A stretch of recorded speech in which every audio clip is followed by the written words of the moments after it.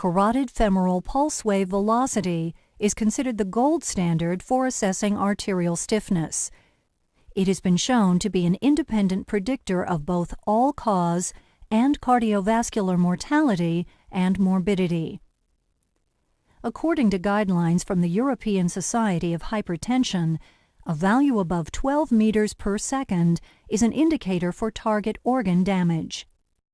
In addition to assessing the effect of arterial stiffness on hypertension, pulse wave velocity is used as a risk predictor in diabetes, stroke, and renal disease, and in pulmonary and inflammatory diseases, as well as cardiovascular disease.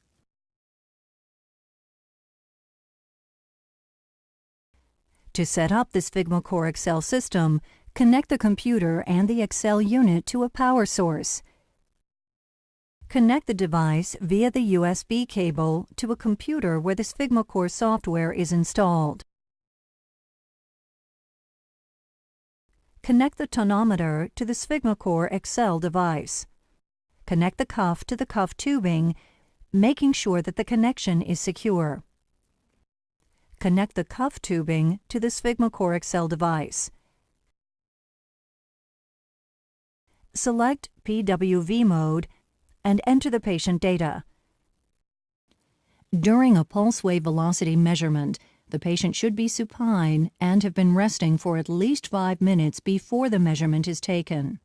Place the thin blue femoral cuff as high as possible around the patient's thigh over thin clothing only, and make sure the cuff is straight. The tubing on the cuff should be on the top of the patient's leg and pointing towards the patient's head. Distances can be entered in one of two modes. Using the direct measurement mode, the distance is measured directly from the point of the strongest carotid pulse to the top of the femoral cuff. This value is entered in the box marked carotid to cuff. The system default distance from the femoral artery to the edge of the cuff is 200 millimeters. The actual distance from the femoral artery to the edge of the cuff should be measured for each patient and entered into the system. If the subtraction method is selected, the distance must be measured from the point of the strongest carotid pulse to the sternal notch.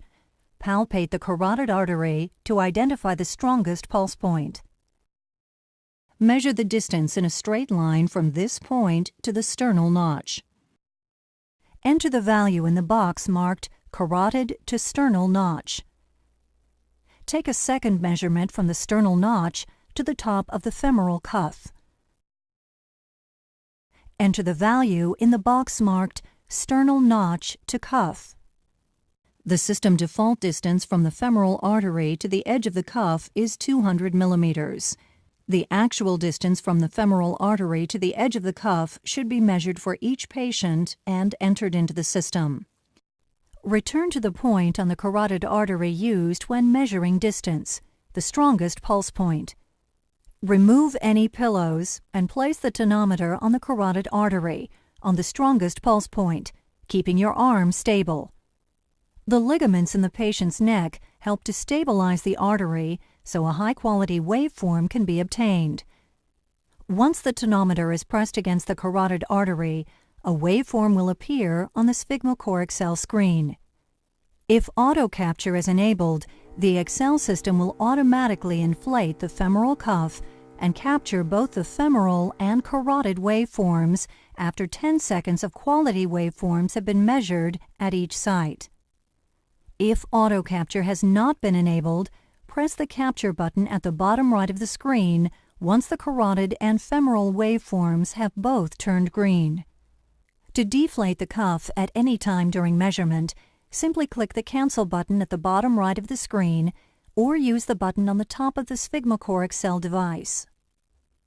Measurement results appear on the SphygmoCor Xcel Pulse Wave Velocity report screen.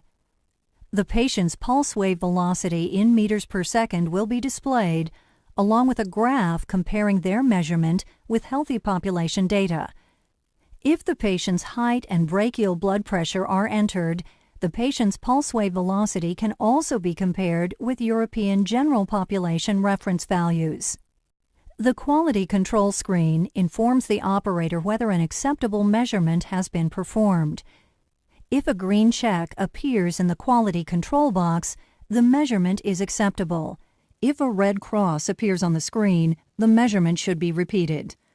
To repeat the measurement, simply click on Repeat at the bottom right corner of the screen. Once an acceptable report has been obtained, the measurement is complete and the cuff can be removed.